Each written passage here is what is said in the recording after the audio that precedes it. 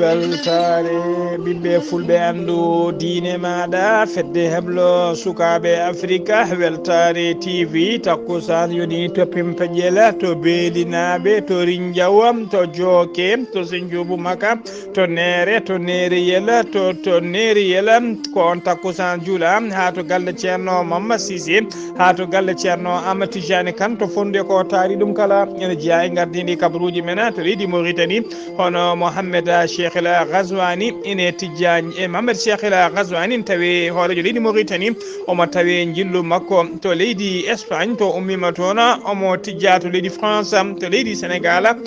Macky Sall hoorejo gendi Sénégal ene tawi jillu mum to Portugal addimo toon ko tawtorede match fuɗɗo koyngel hakkude équipe nationale mo leydi Sénégal e équipe mo leydi Brésil seppoji gulli jaw noon hakkude yimɓe yaadiɓe makko e yimɓe yaadiɓe Pastef seppoji gulli jaw mbaɗi tigui yesso hôtel makko ha dadiɓe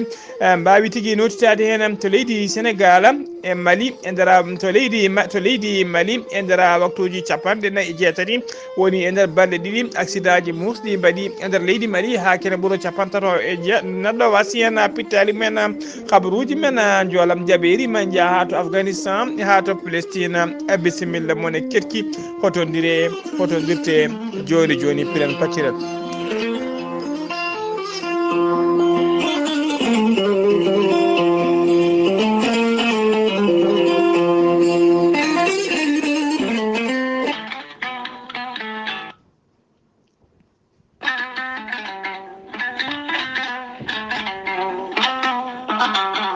caabune laaɓal socca ɓanndu maaɗa haa njiitoɗaa heen hoore maaɗa ene wonde gommage moƴƴo laɓɓinoowo nguru ɓanndu haa njiɗaa hoore maaɗa aan jogiiɗo taasuuji e ɓanndu muɗum laamlaame baaye puƴe jokkondire caabune laaɓal e lallitaare jooni njiitoɗaa heen hoore maaɗa caabune laaɓal e lallitaare ne wonde gommage kono kadi aɗen jogii juumri welndi heewndi cellal moƴƴinde e suka e mawɗo e debbo cewiiɗo kala caabune laaɓal lallitaare are men adde men ko jama deppo maɓɓe mawɗo o noon tawete koto guuriki Samba Dioma ene tawi juuɗe sohna Kadiasi sa yiɗi heen jokkondirta koye oɗona kono noon rewɓe émergent dande maayo e gardogola sohna Habi Sarr hakkunde nawele e demmankani ɓe mbeyɗi juuɗe maɓɓe faade caabune laaɓale lallitaare mo deppo mum mawɗo hande o tawete to guuriki Samba Diom e juuɗe sohna Kadiasi sa yiɗi hebde caabune lallitaare laaɓala woto woɗɗu joni min dokkirma ɗen tongoɗe so tawi koto guuriki gonɗa jokkodirta koye sohna Kadiasi mbatta ko 77 509 45 84 so tawi noon ko gardiɗo rewɓe émergent dande maayo woni sohna Habi Sarr hande o tawete to guuriki Samba Diom e juuɗe sohna Kadiasi sa yiɗi hebde caabune lallitaare laaɓala woto woɗɗu joni min dokkirma ɗen tongoɗe so tawi koto guuriki gonɗa jokkodirta koye sohna Kadiasi mbatta ko 77 509 45 84 so tawi noon ko gardiɗo rewɓe émergent dande maayo woni sohna Habi Sarr mbatta ko 77 507 30 93 so tawi noon gonɗa koton cuuɗi meɗen nawela jokkodirta koye Rougui Sarr mbatta ko 77 517 25 78 so tawi gonɗa koto demmankani jokkodirta koye Boy Soumare 77 902 00 04 so tawi gonɗa koto Galoya sohna Aissata Touré 77 218 09 98 so tawi koto Mauritanie gonɗa e Sénégal e nokkuji ɗi kala hen ɗo gonɗa sa jokkodireɗe hen tongoɗe maɓe kalane to tawata caabune lallitare laaɓal ne wonde gommage kamen jumri kala kettode kabaruji mon e ɗemngal pulaar Afrique, Asie, Europe, Amérique, Moyen-Orient, Océanie. jam hire mon musidɓe tedduɓe eɗen gone mawbaare nogas lewru korse hitande ujunnaji ɗiɗi e nogas e tati habaruji mon e ɗemngal pulaar e sawta he ko musidɗo mon sehil mon Ghalii Abuu Bah to karallagal ha mbawon yiden to banggue YouTube ko miñi men sehil men Saydou Abou Bah hono mbiruɗen gardiɗi kabaruji men koto leydi Mauritanie puɗɗoɗen Mohamed Cheikh El Ghazouani hoorejo gendi Mauritanie o ummima Nouakchott altine hanki o yaɓaɗi koto leydi Espagne o yeeto noon ko tawtoriyede batu ngoɓe inniri alakaba nan ko batu hakkude leyɗe Afrique de l'Ouest e leyɗe Sahel so tawi o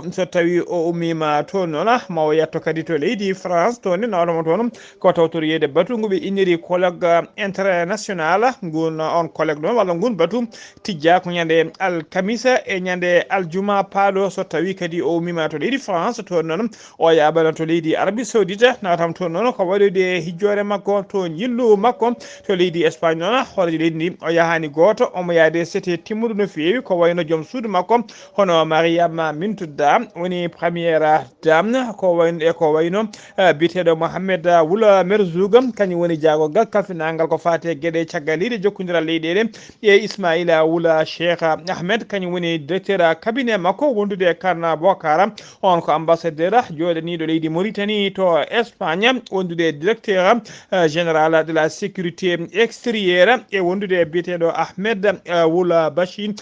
Bahini on ko chargé des missions à la présidence de la République wondude directeur protocole d'état hono Hassana Wula Ahmed ha joni ko leydi Mauritanie keddoɗen ko altine hanki noga sappo e jeenayyi korse fuɗɗi kawguel guel hinde baccalauréat e nder jokle leydi Mauritanie kala ko hitande hikka nde noon teskama ko capanɗe nayyi ujunere ene fawi temedde jeetati e capanɗe jeegomo e yimɓe ɗiɗo taw ko élevage woni candidat ji ƴamoɓe guel ɗon kawguel ɓe pecci noon koye nder temedere e capanɗe nayyi e jeeɗiɗi centre tawi hen capanɗe jeetati e joyyi centre en tawi e ndera région ngaji woni ndera leydi he e ndera waɗoɓe baccalauréat ɓe teskama hen noon e nder temedere kala hen capanɗe joyyi e tati piccal capanɗe jeetati e nayyi woni 53,84% ko sukaɓe rewɓe e ɗum qime noon ha nogas e nayyi ujunere e temedere capanɗe joyyi e joyyi suka debbo on paami tigui ko rewɓe ɓe ɓuuri hewɓe kayim ɓen par rapport a worɓe waɗoɓe kawguel baccalauréat kawguel guel noon waɗata ko nder balɗe nayyi altine hanki noon e saaha puɗɗugol baccalauréat o hono jagogal leydi Mauritanie kalfinaɗo ko fate jangde hono biteɗo Brahima Vala Wul Mohamed Lamine o waɗi jillu makko e nder yoga e centre uji tawateɗi e nder Nouakchott lamorgo leydi Mauritanie o yettima to lycée Tafraga Zeyna o yeehi ha to lycée Toujinina D e to centre tawateɗo éliminatoire sembinoyde noon ɓeɗon élevage e darde kayi holno kawguel so tawi guel fuɗɗirima kay e dow jaam o waddi visite o noon koye secrétaire général du ministère makko o wondude e waali Nouakchott e responsable uji kewɗi taw ko halfiyaruɓe to fannu jangde ha joni ko leydi Mauritanie keddoɗen Mohamed Bamba Wula Maguette suɓama altine hanki sappo e jeenayyi lewru korse hitande ujunnaji ɗiɗi e nogas e tati o waɗama hoorejo suudu sarɗiji ndu leydi Mauritanie o ɗaftodiran toon ɗon koye mbiri landa tawassula woni landa lunda tawassula biteɗo Ahmed Hawula Bella suudu sarɗiji ndu leydi Mauritanie ndu jogui ko temedere e capanɗe jeeɗiɗi e jeegom ha député voti noon ko temedere capanɗe jeegom e jeenayyi député ko ɓen bonno suɓade kay gonowo hoorejo suudu sarɗiji ndu Wula Maguette noon kañuma heeɓi temedere capantati e jeeɗiɗi voix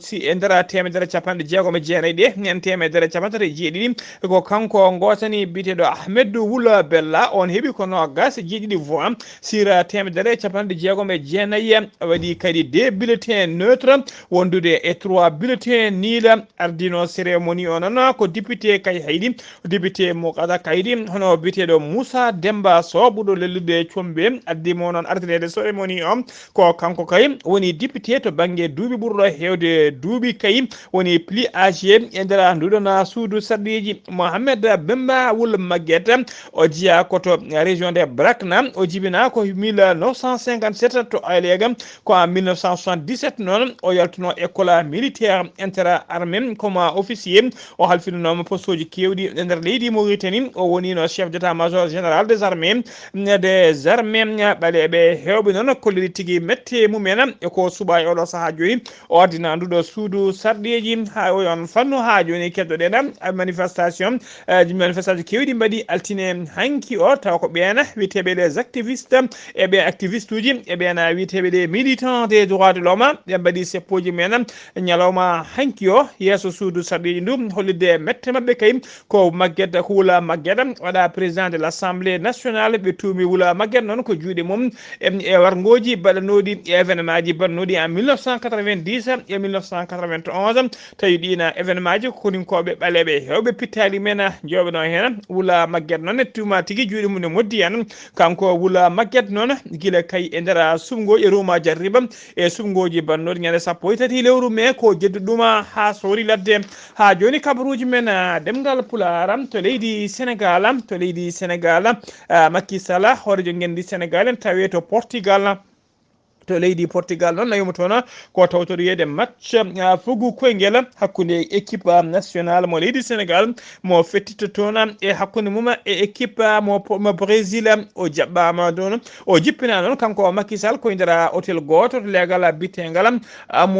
Amoreiras wuuro witengo Lisbonne Sénégal naɓe hewɓe noon wurɓe to Portugal ha tengti noon e yaduɓe e landaji lunde ko wayno landa Pastef en mbaɗi tigui seppo mumen e diño mumen yeeso hôtel makko o ɗum wonti tigui pooɗe nduri e mawɗo no fewi e gari min gara hakkude ɓeɗon e ɓen wiyeteɓe PSP woni dadiɓe ɓe hinde PSP woni police de sécurité publique ɓe notitima hen ɓe baddi tigui gari min gara musɗum e ɓen waɗannoɓe seppoji nde yimɓe yaadiɓe Macky Sall kañumen nan ɗum kañumen koye mumen gari tigui on kadi wonti gari min gara hakkude ɗiɗon tendance uji ɗiɗi woni lundiyankoɓe e yimɓe yaaduɓe Macky Sall koninkoɓe hewɓe noon mbawi tigui arde renfort fabade ɓeɗon communauté wallide ɓeɗon koninkoɓe ɓe hinde PSP woni police de sécurité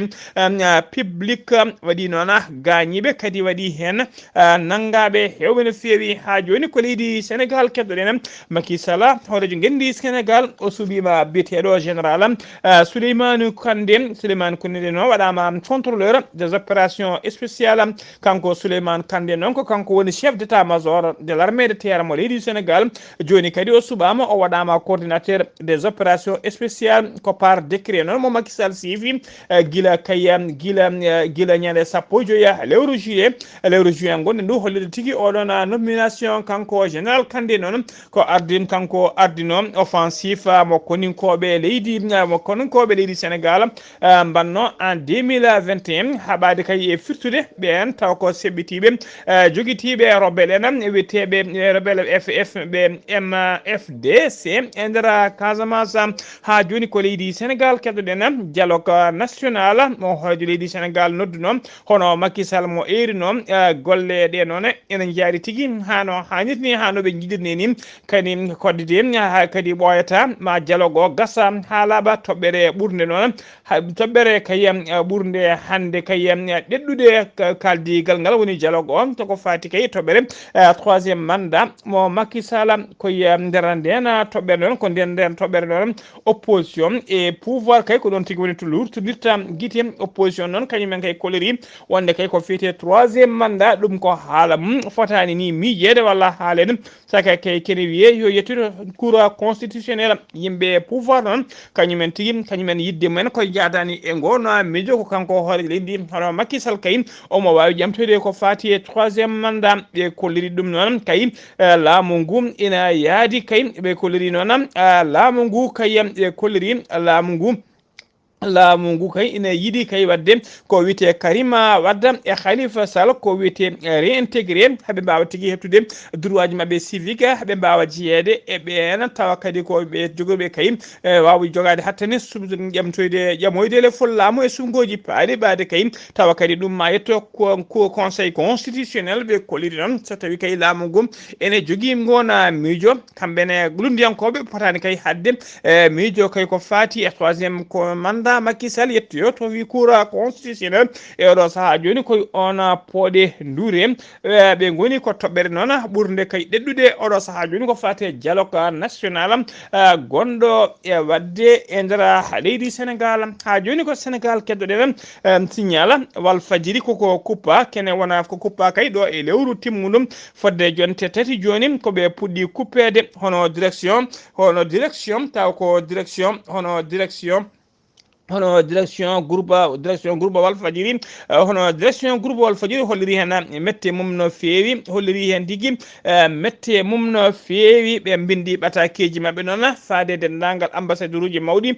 tawati heeɗi e nder leydi Sénégal ko wayno ambassadeur dewlaji dentuɗi andi ko wayno ambassadeur royaume uni e ko wayno ambassade mo leydi France e mo Canada kala hollirde kay mette mabɓe e ko laamu ngu kuppi signal mabɓe oɗo saaha joni gollotoɓe hewɓe taw ko hen famille aji mumen gurno e oɗo saaha joni ko nalɓe tigui ko wiyete chômage technique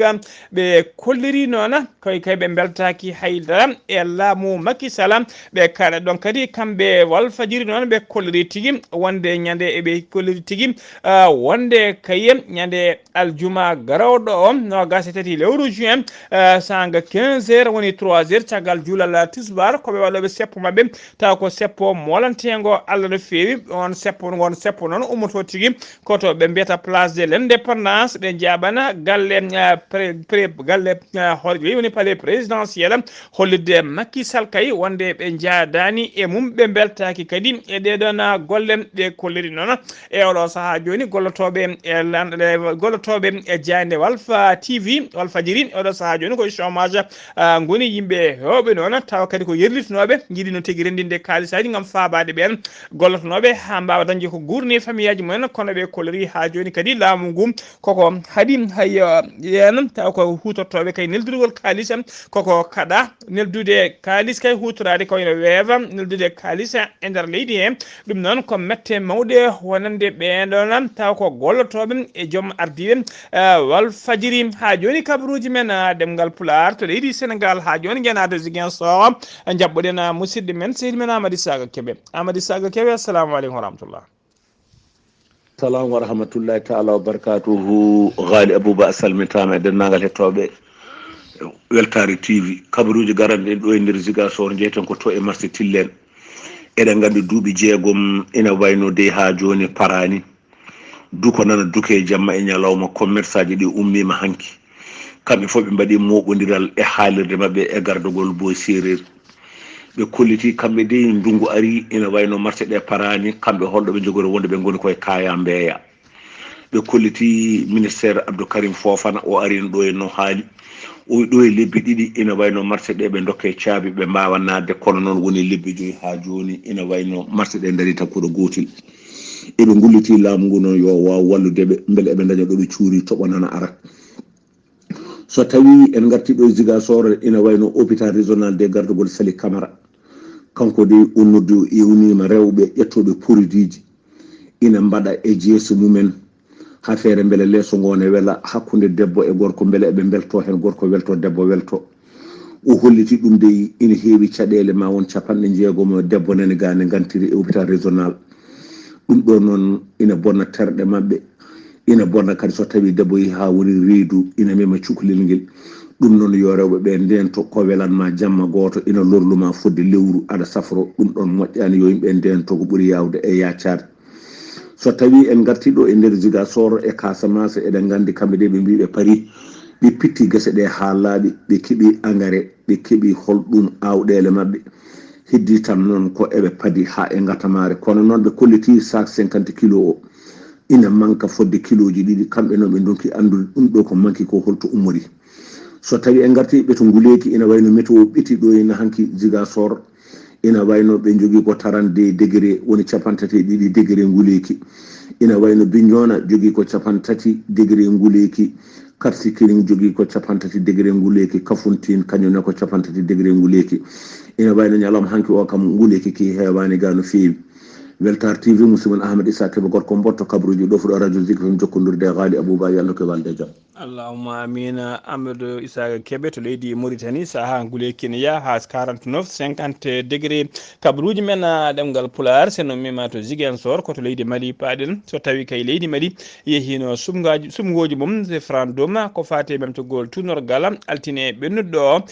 kidal kam yahani yadani hen so tawi wuyi heeɓi polgu leydi Mali ma laata ko wiyete 4e républicain tawa kadi ko 100 kidal woni tawa kidal ala hen kidal noon gila 2012 ene wayno kay jeyaka tigui walla haydara ala ko bokkodiri e nder leydi Mali saabu ko peeje mabɓe banggue ko laamu mabɓe banggue ɓe jogui saabu to kidal toon e oɗo saaha joni ko wiyeteɓe CMA woni coordination des mouvements de la Joie kañumen tigui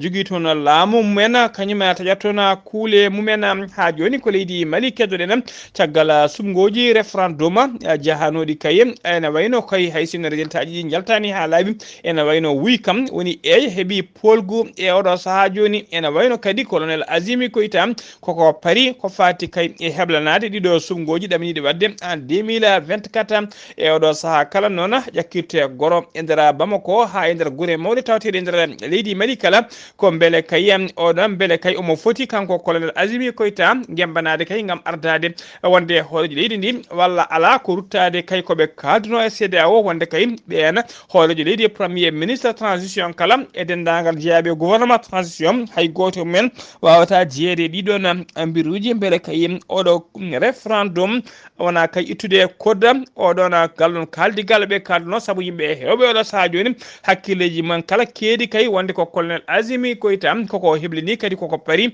wonde candidat gam yidde ardade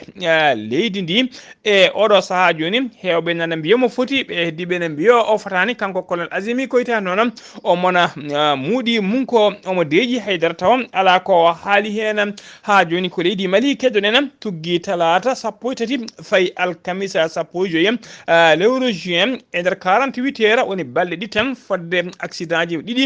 musɗi mbaɗi e nder leydi ha kene ɓuuro capanɗe tata neɗɗo mbasi hen pittali mumen accident gadan o waɗi ko ñande talata ko bisuji ɗiɗi tawa ko bisuji jara transport dogannoɗo dogdu fakkinde no fewi tawa kadi eɗe ndimdi yimɓe kileneɓe ha yeewi kañum en tigui pelɓodiri e camion goto remorque jolnunoɗo dammiri kewni no fewi noon on accident waɗi ko sara poste péage mo fana on accident waɗi sappojo e neɗɗo basɗo hen fiddanu mum capantato e ɗiɗo woɗɓe kadi barmi hen e nder barmuɓe ene waɗi hen barmanɗe musɗe no fewi daabeje kewɗe kadi jolnoɗe remorque kalkima hen so tawi ko ñande alkamisa 15 lewru juin ndu gonɗen ɗum e ndun e nder falde Tombouctou sara nokku biteɗo Gourarahum ko accident tawi ko accident lana ndiyam waɗi toon sara nokku to ɓe mbiyata Bozo Madou Humukuye bilan on noon ko sappoji joyi neɗɗo wasi hen pitel men e nder mayɓe ɓe noon taw ko yooliɓe ene tawe hen koɗo goto taw ko nationalité nigérien eje yimɓe jeetato dandama hen on paami tigui e nder waktuji 49 woni en 48 heures kene ɓuuro 50 neɗɗo mbasi pittali men e nder leydi Mali taw koye accident ji kabaruji men joolam jaɓeri koto leydi Afghanistan paɗen colonel leydi Afghanistan paɗen Afghanistan guila lewru août 2021 ko taliban en woni tigui kañum en gardi kañum en kepti laamu arte juuɗe mumen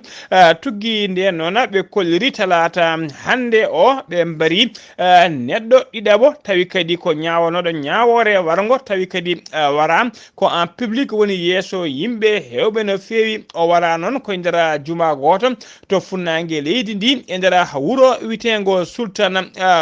Bizaba ɓe pellumo noon yeeso yimɓe kala ɗum noon ko beele kay wadɓe gueɗe beele beele kay yimɓe ne jiya kala baɗɗo gueɗe baaɗe noon ko noon tigui fittade mum ittete yeeso yimɓe kala oɗon exécution baɗaɗo noon exécution oɗo baɗaɗo exécuté noon woni baraɗo kañum tigui watti yimɓe ɗiɗaɓo neɗɗo ɗiɗaɓo tugui kay